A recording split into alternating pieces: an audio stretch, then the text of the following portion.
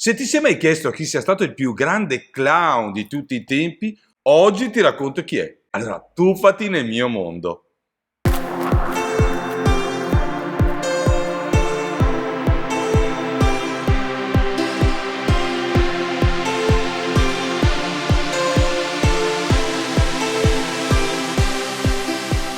Ciao, sono Dandy Dan e insieme a Diva G siamo due comici visuali. In questo canale parliamo della comicità, la storia, le tecniche, i suoi quesiti. Sono anche il direttore artistico del più grande festival internazionale della comicità muta, il FINC, che si tiene a Taormina nella prima settimana di dicembre. Qui, se sei curioso, lo trovi.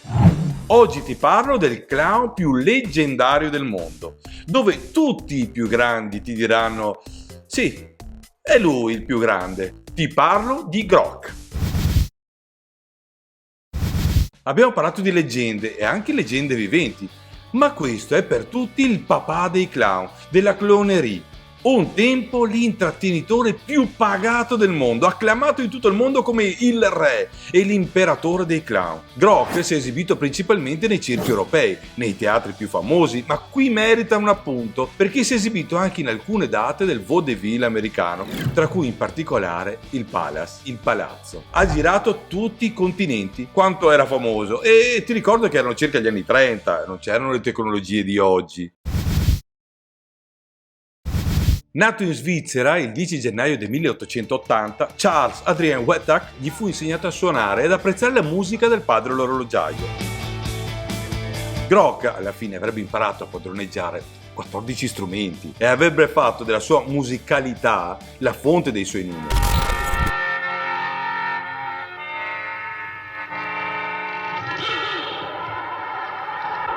Ha lasciato casa per esibirsi con una band di Roma quando era ancora adolescente e ha lavorato con un paio di partner prima di diventare una star da solo, prima della prima guerra mondiale. Ma tutto cominciò un giorno. A 6 anni vede il circo, ha uno shock tale che è ammaliato dagli artisti e decide che da quel giorno sarebbe stato un artista. È figlio di un orologiaio, non è un genio nella vita, anzi non è nemmeno così acculturato. Agli inizi del Novecento, dopo essere sopravvissuto nella vita normale, sì, perché si sopravvive, il ragazzo incontra il circo e riesce in qualche maniera a farsi assumere come cassiere. L'incredibile è davanti a lui. Cosa succede? Che i due clown, Brick e Brock, si dividono perché uno di loro viene chiamato alle armi. Il direttore, non sapendo più cosa fare, decide di prendere il ragazzo dalla cassa e tappare il buco, costituendo una nuova formazione con Brick. È il 1° ottobre del 1903 e il direttore scopre di avere un talento davanti a sé. Qui nasce il nome: Brick, Brock, Grock. Da quella notte in poi la carriera di Grock è fulminea, è impressionante. Si separò da Galante, Brick, nel 1907 per far coppia con Antoinette. L'esordio venne a Marsiglia al Circo Caiol con la parodia musicale Kubelik e Rubinstein.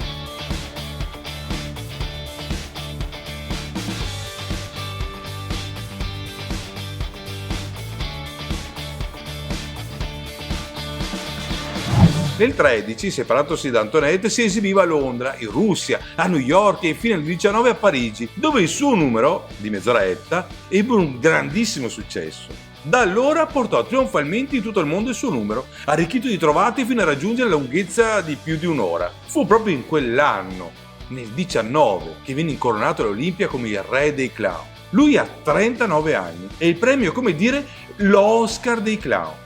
Ma com'era possibile che un clown venisse premiato con questa onorificenza alla carriera a soli 39 anni?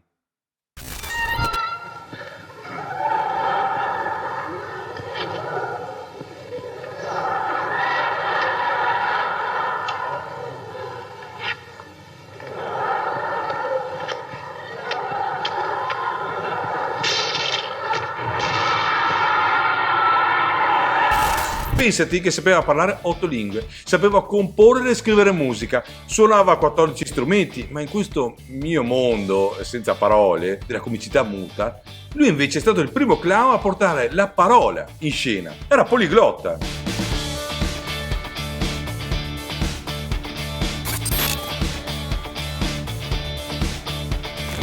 Portò la musica dal vivo in uno show personale, cioè non aveva bisogno di altri, sapeva suonare. Ma era anche un ottimo giocoliere, un funambolo. Dunque il concentrato di tutto quello che è esistito del clown in un'unica persona. Tutto era perfetto perché si adattava alle sue esigenze. Un giorno un impresario lo vede in circo e gli propone una nuova carriera, da cui il suo nome viene annunciato come un re e in tutti i continenti il suo spettacolo è esaurito. Tutti sono attratti da lui, dai re a regine. Pensa che Churchill vuole dargli pure la cittadinanza inglese, ma anche Hitler lo va a vedere a teatro. Anzi, le cronache dell'epoca dicono che vide il suo spettacolo 5 volte consecutive.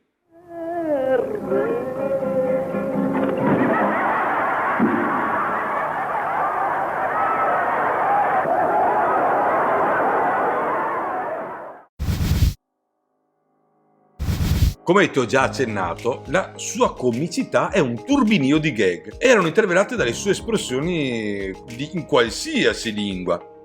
Era incredibile, come si sapeva esprimere fluentemente in 8 lingue. 8! Usava gli strumenti e applicava le regole comiche, inserendo pezzi musicali che non finivano mai. Cioè, in pratica succedeva sempre qualcosa.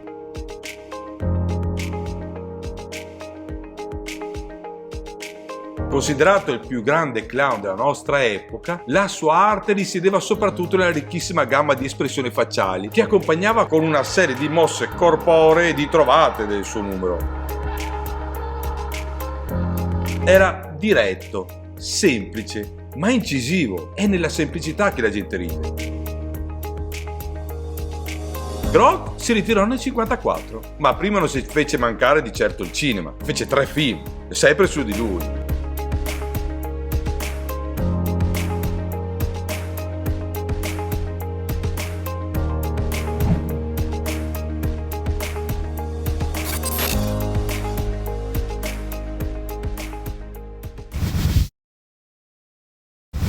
Oggi è uno dei monumenti di una città italiana che si forgia di avere la sua splendida villa, che oggi è un museo per clown. Ti viene in mente Slava? Può essere che si sia ispirato a lui. Grock conobbe Imperia per caso, facendo visita ai suoceri in villeggiatura nel 1920 e ne rimase così colpito da acquistare una casa con terreno, inizialmente destinata alle vacanze.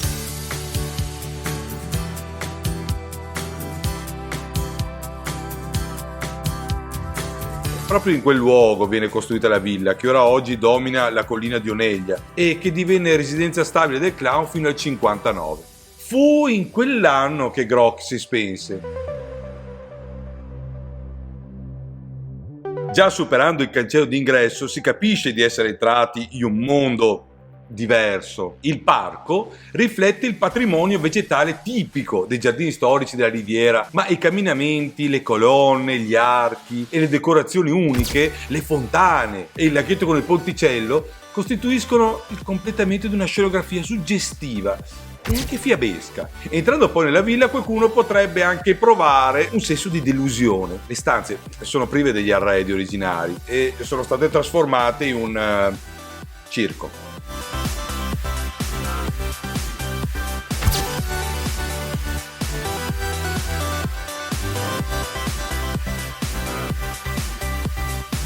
Acquisita dalla provincia di Imperia nel 2002, la villa è stata aperta al pubblico il 17 gennaio 2010 ed è finito il Circo di Pietra. La villa, nel suo insieme, è diventato un luogo ludico, sì, magico, a misura di bambino, perfettamente in linea con il pensiero di quel grande bambino chiamato Grock.